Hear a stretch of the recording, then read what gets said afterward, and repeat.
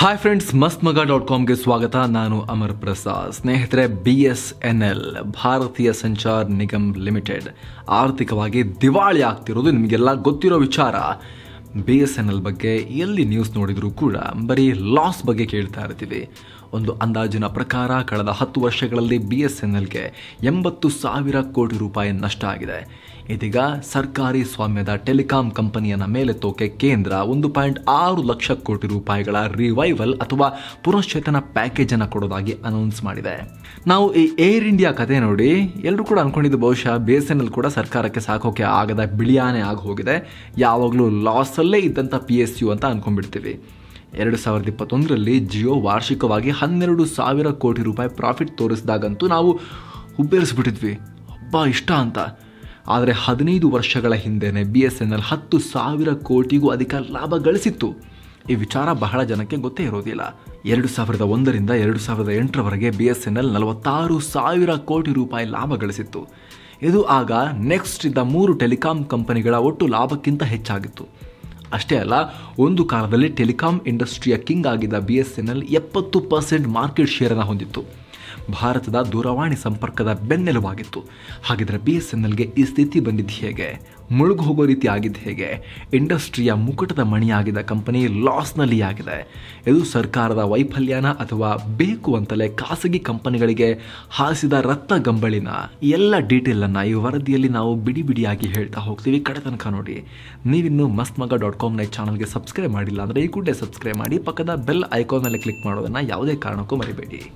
ಸ್ನೇಹಿತರೆ, ನಾವು BSNLನ ಡೌನ್ಫಾಲ್ ತಿಳ್ಕೊಳ್ಳೋಕ್ಕೂ ಮುಂಚೆ, ಅದು ಬೀಳ್ತಿರೋದ್ರ ಬಗ್ಗೆ ತಿಳ್ಕೊಳ್ಳೋಕ್ಕೂ ಮುಂಚೆ, PSUಗಳು ಅಂದರೆ ಸರ್ಕಾರಿ ಸ್ವಾಮ್ಯದ ಸಂಸ್ಥೆಗಳು ಕೆಲವೊಂದು ಲಾಸ್ನಲ್ಲಿದ್ದರೂ ಕೂಡ ಕಂಟಿನ್ಯೂ ಮಾಡ್ಕೊಂಡು ಹೋಗೋದು ಇಂಪಾರ್ಟೆಂಟ್. ಯಾಕೆ ಲಾಸಲ್ಲಿದ್ದರೂ ಕೂಡ ಕೆಲವೊಂದನ್ನು ಮಾರಲ್ಲ, ಕಂಟಿನ್ಯೂ ಮಾಡ್ಕೊಂಡು ಹೋಗ್ತಾರೆ ಯಾಕೆ ಅಂತ ನಾವು ತಿಳ್ಕೋಬೇಕು. ಈ ಟೆಲಿಫೋನ್ ಅಥವಾ ಟೆಲಿಕಾಮ್ ವಿಚಾರಕ್ಕೆ ತೆಗೆದುಕೊಂಡ್ರೆ ಅದರಲ್ಲಿ 3 ಅಂಶಗಳು ಬರುತ್ತೆ. ಮೊದಲನೇದು ಆಕ್ಸೆಸಿಬಿಲಿಟಿ, ಅಂದರೆ ಕೈಗೆಟುಕೋ ರೀತಿ ಇರಬೇಕು. ಈಗ ಫಾರ್ ಎಕ್ಸಾಂಪಲ್, ಯಾವುದೋ ಒಂದು ರಿಮೋಟ್ ಹಳ್ಳಿಯಲ್ಲಿ ಒಂದು 100 ಜನ ಅಷ್ಟೇ ಫೋನ್ ಬಳಸೋರಿದ್ರೆ ಅಲ್ಲಿ ಏರ್ಟೆಲ್, ಜಿಯೋದಂಥ ಖಾಸಗಿ ನೆಟ್ವರ್ಕ್ ಅವರು ಟವರ್ ಹಾಕಲ್ಲ, ನೆಟ್ವರ್ಕ್ ಕೊಡಲ್ಲ. ಯಾಕಂದರೆ ಟವರ್ ಹಾಕೋ ಕಾಸ್ಟು, ಅದನ್ನು ಮೇಂಟೈನ್ ಮಾಡೋ ಕಾಸ್ಟು ಅದರಿಂದ ಗಿಟ್ಟೋದಿಲ್ಲ ವಾಪಸ್. ಆದರೆ ಅದೇ BSNL ಅಲ್ಲೂ ಕೂಡ ಸೇವೆಯನ್ನು ಕೊಡುತ್ತೆ. ಯಾಕಂದರೆ ಸರ್ಕಾರಕ್ಕೆ ಅಲ್ಲಿರೋದು ಬರೀ ಕಸ್ಟಮರ್ಸ್ ಅಲ್ಲ, ಪ್ರಜೆಗಳೇ ಸರ್ಕಾರದ ಮಾಲೀಕರು. ಸೊ ಸರ್ಕಾರಿ ಕಂಪನಿಗಳ ಮಾಲೀಕರು ಕೂಡ ಅವರೇ, ಒಬ್ಬರಿದ್ರೂ ಕೂಡ ಅವರು ಪ್ರಜೆಗಳೇ. ಬರೀ ಲಾಭದ ಬಗ್ಗೆ ನೋಡೋಕ್ಕಾಗಲ್ಲ. ಇಲ್ಲಿ ಟೆಲಿಫೋನ್, ವಿದ್ಯುತ್, ನೀರಿನಂತಹ ಮೂಲಭೂತ ಸೌಕರ್ಯಗಳನ್ನು ಒದಗಿಸಿದಾಗ ಮಾತ್ರ ಆ ಪ್ರದೇಶ ಅಭಿವೃದ್ಧಿ ಆಗ್ಲಿಕ್ಕೆ ಸಾಧ್ಯ, ಆ ಜನ ಕೂಡ ದೇಶದ ಎಕಾನಮಿಗೆ ಕೊಡುಗೆ ಕೊಡೋಕೆ ಸಾಧ್ಯ ಆಗುತ್ತೆ. ಅದಕ್ಕಾಗಿಯೇ ಲಡಾಖ್ನಂತಹ ದೂರದ ರಿಮೋಟ್ ಪ್ಲೇಸ್ಗಳಲ್ಲಿ ಇವತ್ತಿಗೂ ಕೂಡ BSNL ನೆಟ್ವರ್ಕ್ ಸಿಗ್ತಾ ಇರುತ್ತೆ. ಜೊತೆಗೆ ನಿಮ್ಮ ಹಳ್ಳಿಗಳಲ್ಲೂ ಕೂಡ ಚೆಕ್ ಮಾಡ್ಕೊಳ್ಳಿ, ಹಳ್ಳಿಯವರು ಯಾರಾದರೂ ಚೆಕ್ ಮಾಡ್ಕೊಳ್ಳಿ. ಎಲ್ಲರೂ ಒಂದೊಂದು ಕಡೆ ನೆಟ್ವರ್ಕ್ ಇಲ್ಲದೇ ಇರೋ ಕಡೆ ಹೋದರೂ ಕೂಡ ಸ್ವಲ್ಪ ಹಿಂಗೆ ಹುಡುಕಿದ್ರೆ ಒಂದೊಂದು ಕಡ್ಡಿ BSNL ತಾಗುತ್ತೆ. ಹಳ್ಳಿ ಕಡೆ ಇವತ್ತಿಗೂ ಕೂಡ ಹೋದರೆ, ವಿಶೇಷವಾಗಿ ಮಲೆನಾಡು ಕಡೆ ಎಲ್ಲ ಹೆಂಗಿರುತ್ತಂದರೆ, ಮೊಬೈಲ್ ಮನೆಯೊಳಗಿಟ್ರೆ ಸಿಗಲ್ಲ, ಮನೆ ಹೊರಗಡೆ ಎಲ್ಲಾರು ಒಂದು ಕಡೆ ನೇತು ಹಾಕಿದ್ರೆ ಫಸ್ಟ್ ಹುಡುಕ್ತಾರೆ ಎಲ್ಲಿ ಎಷ್ಟು ಕಡ್ಡಿ ಸಿಗುತ್ತೆ ಅಂತೇಳಿ. ಓಕೆ, ಮನೆ ಒಳಗೆ ಸಿಗಲ್ಲ ನೆಟ್ವರ್ಕು, ಓಕೆ ಜಗಲಿಗೆ ಬನ್ನಿ, ಇಲ್ಲಿ ನೇತು ಹಾಕಿ, ಇಲ್ಲೊಂದು ಕಡ್ಡಿ ಸಿಗುತ್ತೆ, ಅಲ್ಲಿ 2 ಕಡ್ಡಿ ಸಿಗುತ್ತೆ. ಮಾತಾಡಬೇಕಾದ್ರೂ ಕೂಡ ಅಷ್ಟೇ, ಫೋನ್ ಬರೋಕ್ಕೆ ಒಂದು ಕಡ್ಡಿ ಇರೋ ಜಾಗದಲ್ಲಿ ಇಡ್ತಾರೆ. ಮನೆ ಒಳಗಡೆ ಅಂತಾದರೆ ಸಿಗುತ್ತಂತಾದರೆ ಅಲ್ಲಿ ಇಡ್ತಾರೆ. ಒಂದು ಕಡ್ಡಿ ಸಿಕ್ಕರೆ ಫೋನ್ ಬರೋಕ್ಕೆ ಸಾಕು, ಮಾತಾಡೋಕ್ಕೆ ಸಾಕಾಗಲ್ಲ, ಅದು ಕಟ್ ಆಗ್ತಿರುತ್ತೆ. ಆಮೇಲೆ ಫೋನ್ ಬಂದಾಗ ಹಿಡ್ಕೊಂಡು ಮತ್ತೆ 2 ಕಡ್ಡಿ 3 ಕಡ್ಡಿ ಸಿಗೋ ಜಾಗ ಗೊತ್ತಿರುತ್ತೆ ಅವರಿಗೆ, ಅಂಥ ಪಾಯಿಂಟಲ್ಲೇ ಸಿಗುತ್ತೆ ಅಂತ ಅಲ್ಲಿ ಹೋಗಿ ನಿಂತ್ಕೊತಾರೆ. ಈ ರೀತಿ ಹಳ್ಳಿಗಳಲ್ಲಿ ಇವತ್ತಿಗೂ ಕೂಡ ನಡೀತಾ ಇರುತ್ತೆ. ನಮಗೆ ಆ ಎಕ್ಸ್ಪೀರಿಯನ್ಸ್ ಇದೆ. ನಿಮಗಿದ್ರೆ ನೀವು ಕೂಡ ಕಾಮೆಂಟ್ ಮಾಡಿ ತಿಳಿಸ್ಬೋದು. ಸೊ BSNL ಈ ರೀತಿ ರೀಚ್ ಹೊಂದಿದೆ. ಕುಗ್ರಾಮಗಳಲ್ಲೂ ಕೂಡ ಸ್ವಲ್ಪನಾರು ಕೂಡ ಸಿಗೋ ರೀತಿ ಅವರು ವ್ಯವಸ್ಥೆಗಳನ್ನು ಮಾಡ್ಕೊಂಡಿದ್ದಾರೆ ಇವತ್ತಿಗೂ ಕೂಡ. ಎರಡನೇದು ರೆಗ್ಯುಲೇಷನ್ ಅಥವಾ ನಿಯಂತ್ರಣ. ಈಗ ಒಂದು ವೇಳೆ ಜಿಯೋ ಮತ್ತು ಏರ್ಟೆಲ್ ಎರಡೂ ಇದ್ದಕ್ಕಿದ್ದ ಹಾಗೆ ನಾವು ಮರ್ಜ್ ಆಗ್ತೀವಿ ಅಂತ ಸೇರ್ಕೊಂಡ್ಬಿಟ್ರೆ ಅವರು ಈಗಿರೋ ಡೇಟಾ ಶುಲ್ಕದ ಡಬಲ್ ಚಾರ್ಜ್ ಮಾಡ್ತಾರಲ್ಲ, ಏಕಸ್ವಾಮ್ಯ ಆಗಿಬಿಡುತ್ತಲ್ಲ, ಮೊನೋಪೊಲಿ ಆಗಿಬಿಡುತ್ತಲ್ಲ, ಸದ್ಯಕ್ಕೆ ಡ್ಯೂಯೋಪೊಲಿ ಅಂತ ನಾವು ಕರಿತಾ ಇದ್ದೀವಿ. ಅಂಬಾನಿಯ ಜಿಯೋ ಮತ್ತು ಸುನಿಲ್ ಮಿತ್ತಲ್ರ ಏರ್ಟೆಲ್, ಇವರಿಬ್ಬರು ಆಳ್ತಾ ಇದ್ದಾರೆ ಭಾರತದ ಟೆಲಿಕಾಂ ಇಂಡಸ್ಟ್ರಿಯನ್ನಂತ. ಇವರಿಬ್ಬರು ಕೂಡ ನೋಡಪ್ಪ ಏನಕ್ಕೆ ಬಡದಾಡೋದು, ನಾವು ಒಂದೇ ಆಗಿಬಿಡೋಣ, ಆಮೇಲೆ ರೇಟ್ ಬಾಯಿ ಬಂದಿದ್ದು ಮಾಡೋಣ, ನಮ್ಮ ಕೈಲಿರುತ್ತೆ ಮಾರ್ಕೆಟ್ ಅಂತ ಮಾಡಿಬಿಟ್ರೆ ಕಷ್ಟ ಅಲ್ಲ. ಹೀಗಾಗಿ ಆ ರೀತಿ ಆಗಬಾರ್ದು ಅಂದರೆ ಇಂತಹ ಸ್ಟ್ರಾಟಜಿಕ್ ಸೆಕ್ಟರ್ನಲ್ಲಿ, ಟೆಲಿಕಾಂ ಒಂದು ಸ್ಟ್ರಾಟಜಿಕ್ ಸೆಕ್ಟರ್, ಅಲ್ಲಿ ಸರ್ಕಾರದ ಒಂದು ಕಾಲು ಇರಬೇಕಾಗತ್ತೆ.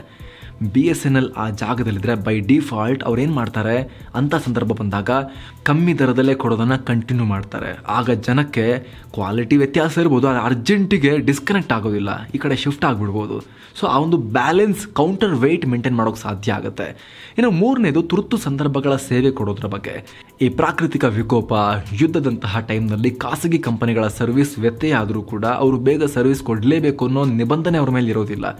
ಆದರೆ ಅದೇ ಸರ್ಕಾರಿ ಸ್ವಾಮ್ಯದ ಕಂಪನಿ ಇದ್ದರೆ ಬೇಗ ಸಂಪರ್ಕವನ್ನು ಮತ್ತೆ ಸ್ಥಾಪನೆ ಮಾಡೋಕ್ಕೆ ಪ್ರಯತ್ನ ಪಡುತ್ತೆ.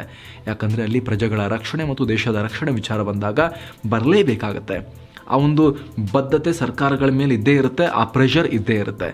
ಹೀಗಾಗಿ BSNL ಅಂತಹ ಕಂಪನಿಗಳು ನಷ್ಟ ಆದರೂ ಕೂಡ ಅದನ್ನು ಮುಂದುವರ್ಸ್ಕೊಂಡು ಹೋಗಬೇಕಾಗತ್ತೆ. ಹಾಗಂತ ನಷ್ಟ ಮಾಡಿಕೊಂಡೇ ಸಾಯಬೇಕು ಅಂತಲ್ಲ, ಅವುಗಳನ್ನು ಕೂಡ ಸ್ಪರ್ಧಾತ್ಮಕವಾಗಿ ವಾತಾವರಣ ರೂಪಿಸಿ ಅಲ್ಲಿ ಕೆಲಸ ಮಾಡೋರನ್ನು ಕೂಡ ಸ್ಪರ್ಧಾತ್ಮಕತೆಗೆ ಒಗ್ಗಿಕೊಳ್ಳೋ ರೀತಿ ಮಾಡಿ, ಅದರ ಮ್ಯಾನೇಜ್ಮೆಂಟ್ ಲೆವೆಲ್ನಲ್ಲೂ ಕೂಡ ಸರ್ಕಾರ ಕೈಗೊಳ್ಳುವಂಥ ಡಿಸಿಷನ್ನಲ್ಲೂ ಕೂಡ ಅದನ್ನೊಂದು ಸ್ಪರ್ಧಾತ್ಮಕವಾಗಿ ಕಾಂಪೀಟ್ ಮಾಡೋ ಕಂಪನಿಯಾಗಿ ರೂಪಿಸೋ ಜವಾಬ್ದಾರಿ ಕೂಡ ಸರ್ಕಾರದ ಮೇಲಿರುತ್ತೆ. ಸೊ ಈಗ ಲಾಸ್ ಎಲ್ಲ ಬಿಡಿ, BSNL ಒಂದು ಕಾಲದಲ್ಲಿ ಟೆಲಿಕಾಂ ಇಂಡಸ್ಟ್ರಿಯ ನಂಬರ್ 1 ಕಂಪನಿ ಆಗಿತ್ತು. ಸೆಪ್ಟೆಂಬರ್ 15, 2000ರಲ್ಲಿ ಶುರುವಾದ ಈ ಕಂಪನಿ 2008ರ ನಂತರವಷ್ಟೇ ನಷ್ಟಕ್ಕೊಳಗಾಗಿತ್ತು. 2004ರಲ್ಲಿ ಸುಮಾರು 10,000 ಕೋಟಿ ರೂಪಾಯಿ ಲಾಭ ಗಳಿಸಿತ್ತು. ಸೊ ಅದು ಹೇಗೆ ಲಾಸ್ ಆಯಿತು ಹಾಗಾದರೆ ಆಮೇಲೆ ಅಂತ ಕೇಳಿದ್ರೆ ಅದಕ್ಕೆ ಹಲವು ಕಾರಣಗಳಿವೆ. ಒಂದೊಂದಾಗಿ ನೋಡ್ತಾ ಹೋಗೋಣ. 21ನೇ ದಶಕದ ಆದಿಯಲ್ಲಿ ಅಂದರೆ ಈ 2000, 2001, 2002 ಆ ಟೈಮ್ನಲ್ಲಿ ಲ್ಯಾಂಡ್ ಲೈನ್ಗಳೇ ಕಮ್ಯುನಿಕೇಷನ್ನ ಮುಖ್ಯ ಆಧಾರ ಆಗಿದ್ವು. ಆಗ BSNL 70% ಮಾರ್ಕೆಟನ್ನು ಆವರಿಸ್ಕೊಂಡಿತ್ತು. ನಂತರ ಟೆಕ್ನಾಲಜಿಯ ಆವಿಷ್ಕಾರ ಆದಂತೆ BSNL 2G ಇಂಟರ್ನೆಟ್ ಕನೆಕ್ಷನ್ ಕೊಡೋಕ್ಕೆ ಶುರು ಮಾಡಿತು. ದೂರದ ಹಳ್ಳಿಗಳಿಗೂ ಇಂಟರ್ನೆಟ್ ಕಲ್ಪಿಸೋದು ಅದರ ಗುರಿಯಾಗಿತ್ತು. ಆದರೆ ಆ ಟೈಮ್ನಲ್ಲಿ ಉಳಿದ ಖಾಸಗಿ ಕಂಪನಿಗಳಿಗೆ ಈ 2G ತುಂಬ ದುಬಾರಿ ವ್ಯವಹಾರ ಆಗಿತ್ತು. ಹಾಗಾಗಿ ಇದಕ್ಕೆ ಕೈನೇ ಹಾಕಿರಲಿಲ್ಲ. ಹೀಗಿದ್ರೂ ಕೂಡ 2003, 2004, 2005ರಲ್ಲಿ BSNL ಕ್ರಮವಾಗಿ 5, 10, 9,000 ಕೋಟಿ ರೂಪಾಯಿ ಲಾಭ ಗಳಿಸಿತ್ತು. 2006ರಲ್ಲಿ ಏರ್ಟೆಲ್ ಬದಿಗೆ ಸರಿಸಿ ದೇಶದ ನಂಬರ್ 1 ಟೆಲಿಕಾಂ ಸಂಸ್ಥೆ ಕೂಡ ಆಗಿತ್ತು. ಅಲ್ಲಿವರೆಗೂ ಜಾಸ್ತಿ ಸರ್ಕಾರದ ಹಸ್ತಕ್ಷೇಪ ಇಲ್ಲದೆ ಒಂದು ಇಂಡಿಪೆಂಡೆಂಟ್ ಕಂಪನಿ ರೀತಿಯಲ್ಲಿ BSNL ಚೆನ್ನಾಗಿ ಕೆಲಸ ಮಾಡ್ತಾ ಇತ್ತು. ಆಗ ರೇಡಿಯೋಗಳಲ್ಲೆಲ್ಲ ಬರ್ತಾ ಇತ್ತು. ಆವಾಗ ಪ್ರಮುಖವಾಗಿ ಹಳ್ಳಿಗಳ ಕಡೆ ಏನಂತ ಹೇಳಿದ್ರೆ ರೇಡಿಯೋಗಳ ಮೂಲಕವೇ ಎಂಟರ್ಟೈನ್ಮೆಂಟು, ನ್ಯೂಸು, ಕ್ರಿಕೆಟ್ ಕಾಮೆಂಟ್ರಿ ಎಲ್ಲವೂ ಕೂಡ. ಆವಾಗ ಜಾಹೀರಾತು, ಸ್ಪಾನ್ಸರ್ಶಿಪ್ ಎಲ್ಲ ಇರ್ತಾ ಇತ್ತು BSNL ಅವ್ರದ್ದು. 4 ಹೊಡೆದ ತಕ್ಷಣ BSNL ಚಕ್ಕ ಅಂತ ಕೂಗ್ತಿದ್ರು. ನಾವು ಯಾಕೆ BSNLಗೆ ಈ ರೀತಿ ಎಲ್ಲ ಹೇಳ್ತಿದ್ದಾರೆ, ಏನು ಹೆಂಗಂದ್ರೆ ಅಂತ ತಲೆಕೆಡಿಸ್ಕೊತಾ ಇದ್ವಿ. ಆಮೇಲೆ ಗೊತ್ತಾಯಿತು BSNL ಚಕ್ಕ ಅಂದರೆ 6 ಹೊಡೆದಾಗ ಆ ರೀತಿ ಹೇಳ್ತಾರೆ. ಆ 6 ಬಂದಾಗ ಆ ಸ್ಪಾನ್ಸರ್ಶಿಪ್ BSNLದು ಅಡ್ವರ್ಟೈಸ್ಮೆಂಟ್ ಅದು ಅಂತ ಆಮೇಲೆ ನಮಗೆ ಗೊತ್ತಾಗಿತ್ತು. ಚಿಕ್ಕ ಮಕ್ಕಳಿದ್ದಾಗ ನಮಗೆ ಗೊತ್ತಿರಲಿಲ್ಲ ಅದು. ಈ ರೀತಿ BSNL ಹವಾ ತುಂಬ ಜೋರೇ ಇತ್ತು. ಆದರೆ ಇಷ್ಟೆಲ್ಲ ಇರುವಾಗಲೇ 2006ರಲ್ಲಿ ಟೆಲಿಫೋನ್ ಎಕ್ಸ್ಚೇಂಜ್ ಹಗರಣದಲ್ಲಿ ಟೆಲಿಕಾಂ ಮಿನಿಸ್ಟರ್ ದಯಾನಿಧಿ ಮಾರನ್ ಅವರ ಹೆಸರು ಕೇಳಿಬಂತು. CBI ಪ್ರಕಾರ ದಯಾನಿಧಿ ಮಾರನ್ ಅಧಿಕಾರ ಬಳಸಿ ತನ್ನ ಮನೆಯಲ್ಲಿ ಸುಮಾರು 700 ಪ್ರೈವೇಟ್ ಟೆಲಿಫೋನ್ ಎಕ್ಸ್ಚೇಂಜ್ಗಳನ್ನು ಇನ್ಸ್ಟಾಲ್ ಮಾಡಿಕೊಂಡಿದ್ರು ಅಂತ. ಇವುಗಳಿಂದ ತಮ್ಮ ಸಹೋದರ ಸನ್ ನೆಟ್ವರ್ಕ್ ಮಾಲೀಕ ಕಲಾನಿಧಿ ಮಾರನ್ ಅವರ ಬಿಸ್ನೆಸ್ ನಿರ್ವಹಣೆ ಮಾಡಲಾಗ್ತಾ ಇತ್ತು ಅಂತ. ಇದರಲ್ಲಿ 51 ಲಕ್ಷ ಅಕ್ರಮ ಕಾಲ್ಗಳನ್ನು ಮಾಡಿದ್ದು BSNLಗೆ ಸುಮಾರು 1.5 ಸಾವಿರ ಕೋಟಿ ರೂಪಾಯಿ ನಷ್ಟ ಆಗಿತ್ತು. ಇದು ಆಗ ಸಿಕ್ಕಾಪಟ್ಟೆ ದೊಡ್ಡ ಇಶ್ಯೂ ಆಯಿತು. ದಯಾನಿಧಿ ಮಾರನ್ ರಾಜೀನಾಮೆ ಕೊಡಬೇಕಾಗಿ ಬಂತು. ಈ ಟೈಮ್ನಲ್ಲೇ ಸರ್ಕಾರ BSNL ವಿಚಾರದಲ್ಲಿ ಹಸ್ತಕ್ಷೇಪ ಮಾಡೋಕ್ಕೆ ಶುರು ಮಾಡಿತು. ಜೊತೆಗೆ ರಾಜಾ ಅನ್ನೋರು ಟೆಲಿಕಾಂ ಮಂತ್ರಿಯಾಗಿ ನೇಮಕ ಆದರು. ಇದೇ ವೇಳೆ BSNL WiMAX ಅನ್ನೋ ವಿನೂತನ ಟೆಲಿಕಾಂ ಟೆಕ್ನಾಲಜಿಯನ್ನು ಪರಿಚಯಿಸೋಕೆ ಟ್ರೈ ಮಾಡ್ತಾ ಇತ್ತು. ಈ WiMAX ಅನ್ನೋದು ವೈರ್ಲೆಸ್ ಬ್ರಾಡ್ಬ್ಯಾಂಡ್ ಆಗಿದ್ದು ವೈರ್ಲೆಸ್ ಆಗಿ ದೂರದ ಪ್ರದೇಶಗಳಿಗೆ ಡೇಟಾ ಪೂರೈಕೆ ಮಾಡೋ ಪ್ಲಾನ್ ಆಗಿತ್ತು. ಇದರಿಂದ ಭಾರತದ ಇಂಟರ್ನೆಟ್ ಮಾರ್ಕೆಟ್ ಮೇಲೆ BSNL ಕಂಪ್ಲೀಟ್ ಕಂಟ್ರೋಲ್ ಸಾಧಿಸೋಕೆ ಆಗ್ತಾ ಇತ್ತು. ಖಾಸಗಿ ಕಂಪನಿಗಳಿಗಿಂತ ಮುಂಚೆನೇ BSNL 3G ತರಬಹುದಾಗಿತ್ತು. ಆದರೆ ದುರದೃಷ್ಟವಶಾತ್ ಇದೇ ಸಮಯಕ್ಕೆ ಭಾರತದ ಅತಿ ದೊಡ್ಡ ಹಗರಣ ಅಂತ ಕರೆಸ್ಕೊಂಡಂತಹ 2G ಸ್ಕ್ಯಾಮ್ ಬಯಲಿಗೆ ಬಿತ್ತು. ಇದು BSNL ಮೇಲೆ ನೇರವಾಗಿ ಪರಿಣಾಮ ಬಿತ್ತು. ಡೈರೆಕ್ಟ್ ಲಿಂಕ್ ಇಲ್ಲ ಅಂದರೂ ಕೂಡ ಪರಿಣಾಮವಂತೂ ಬಿತ್ತು.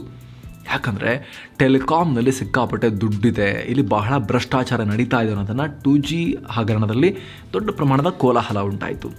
ಏನಾಯಿತು, ಇದರಿಂದ 2007ರ ನಂತರ ಸರ್ಕಾರ ಕೂಡ BSNL ವಿಚಾರದಲ್ಲಿ ಎಲ್ಲವನ್ನು ಕೂಡ ಸ್ಲೋ ಮಾಡ್ತು. ಯಾವ ಡಿಸಿಷನ್ ತೊಗೊಂಡ್ರು ಇದು ಹಗರಣ ಅಂತ ಆಗಿಬಿಡ್ಬೋದು.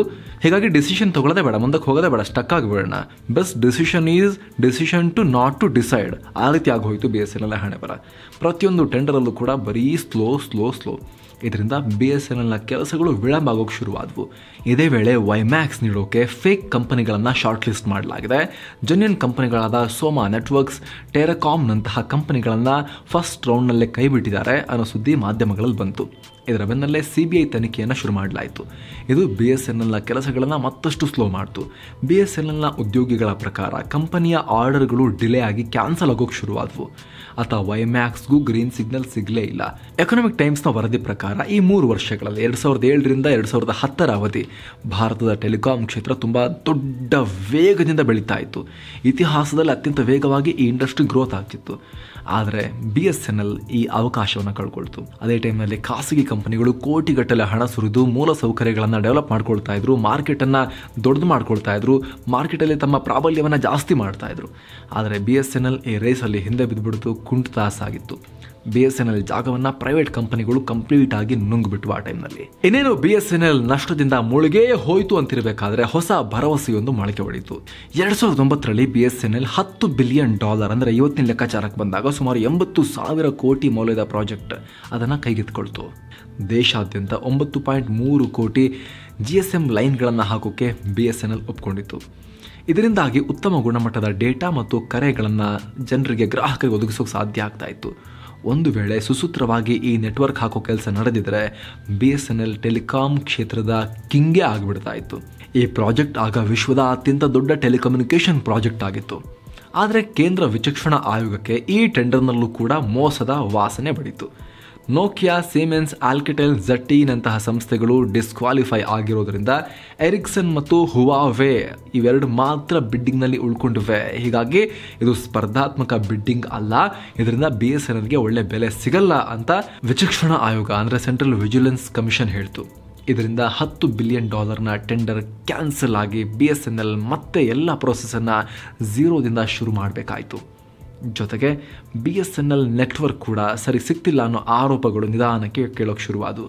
ಕಟ್ ಆಗುತ್ತೆ, ವಾಯ್ಸ್ ಕ್ಲಾರಿಟಿ ಇಲ್ಲ, ತುಂಬ ಸ್ಲೋ ಇದೆ, ಕನೆಕ್ಟೇ ಆಗಲ್ಲ, ಕಾಲು ಮೆಸೇಜ್ ಕಳಿಸಿದ್ರೆ ಕೂಡಲೇ ಹೋಗೋದೇ ಇಲ್ಲ, ಈ ರೀತಿ ಕಂಪ್ಲೇಂಟ್ಸ್ ಬರೋಕ್ಕೆ ಶುರುವಾದವು BSNL ಬಗ್ಗೆ. ಇದೇ ಟೈಮ್ನಲ್ಲಿ ಏರ್ಟೆಲ್, ಐಡಿಯಾ, ವೊಡಾಫೋನ್ ಅಂತಹ ಖಾಸಗಿ ಕಂಪನಿಗಳು 3G ಸೇವೆಯನ್ನು ಪರಿಚಯಿಸಿದ್ವು. ಸೊ ಇದ್ದ ಬದ್ದ BSNLನ ಎಲ್ಲ ಮಾರ್ಕೆಟ್ ಕೂಡ ಏರ್ಟೆಲ್ನ ಪಾಲಾಯಿತು. ಇದರಿಂದ ಕಂಪನಿಯ ಆದಾಯ ಕುಸಿಯೋಕೆ ಶುರುವಾಯಿತು. 2007ರಲ್ಲಿ 3,009 ಕೋಟಿ ಪ್ರಾಫಿಟ್ನಲ್ಲಿದ್ದಂಥ BSNL 2010ಕ್ಕೆ 1,822 ಕೋಟಿ ನಷ್ಟವನ್ನು ಮಾಡಿತು. ಹೀಗಾಗಿ ಟೆಲಿಕಾಂ ಕ್ಷೇತ್ರ ಪ್ರಬಲವಾಗಿ ಬೆಳೀತಾ ಇದ್ದ ಕಾಲದಲ್ಲಿ BSNL ಹಿಂದೆ ಉಳ್ಕೊಂಡ್ಬಿಡ್ತು. ಅತ್ತ ಮೊಬೈಲ್ ರೆವಲ್ಯೂಷನ್ ಶುರುವಾಗಿ BSNLನ ಬಹುದೊಡ್ಡ ಆದಾಯದ ಮೂಲ ಲ್ಯಾಂಡ್ ಲೈನ್ಗಳಿಗೂ ಹೊಡೆತ ಬಿತ್ತು. ಟೆಲಿಫೋನ್ ಬಳಕೆದಾರರ ಸಂಖ್ಯೆ ಕುಸಿತ ಕಂಡಿತು. ಹೀಗೆ ಕುಂಠಿತ ಸಾಗಿದ್ದ BSNLಗೆ ದೊಡ್ಡ ಆಘಾತವನ್ನು ಕೊಟ್ಟಿದ್ದು ಜಿಯೋ ಫೀಲ್ಡ್ಗೆ ಎಂಟ್ರಿ ಕೊಟ್ಟಾಗ.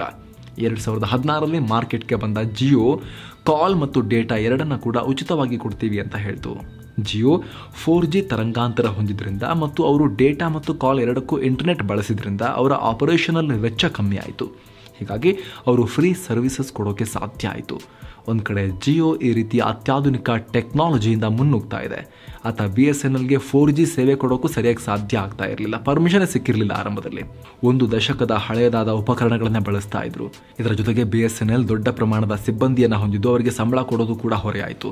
2019ರಲ್ಲಷ್ಟೇ BSNLಗೆ 4G ತರಂಗಾಂತರ ಸಿಕ್ಕಿದ್ದು. ಇದೀಗ ಜಿಯೋ, ಏರ್ಟೆಲ್ 5G ಅತ್ತ ಕಾಲಿಡ್ತಾ ಇದ್ದಾರೆ. BSNL 4G ಮಾಡೋಕೆ ಒದ್ದಾಡ್ತಾ ಇದೆ. ತದನಂತರ ಕೂಡ BSNLಗೆ ಸರ್ಕಾರದಿಂದ ಅಷ್ಟೊಂದು ಬೆಂಬಲ ಏನೂ ಸಿಗಲಿಲ್ಲ. 2016ರಲ್ಲಿ ನೀತಿ ಆಯೋಗ BSNL ಅನ್ನು ತನ್ನ ನಷ್ಟ ಉಂಟು ಮಾಡೋ ಕಂಪನಿಗಳ ಪಟ್ಟಿಯಲ್ಲಿ ಹಾಕಿತ್ತು.